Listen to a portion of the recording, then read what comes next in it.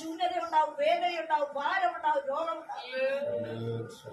ശത്രു മനസ്സിലാക്കുന്നില്ല. ഇപ്പോഴും ഓടുക ദുഷ്കർമ്മത്തിൽ. ഒരു ശത്രു നിന്നെ എന്നെ ഒന്നും ചെയ്യും. സ്തോത്രം. നിന്നെ എന്നെ ഒന്നും ചെയ്യാവോ? അങ്ങനെ മന്ദിയായി സ്ഥലം പോരാ, സ്ഥലം കാണിച്ചതാ എന്ന് പറയത്തക്ക വിധത്തിൽ സകലരും നിന്റെ അടുക്കൽ വന്നു എന്ന് പറഞ്ഞാൽ അനുഭവങ്ങൾ നാസ്തിയായി തീരുന്ന സ്ഥലത്തിലേക്ക് ഉദ്ധാരണത്തിന്റെ പുറകിൽ വന്ന് തൊട്ടു.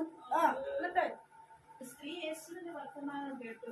എന്റെ വസ്ത്രമെങ്കിലും തൊട്ടാൽ ഞാൻ രക്ഷപ്പെടുമെന്ന് പറഞ്ഞ് പുരുഷാരത്തിൽ കൂടി പിറകിൽ വന്ന് അവന്റെ വസ്ത്രം തൊട്ടു.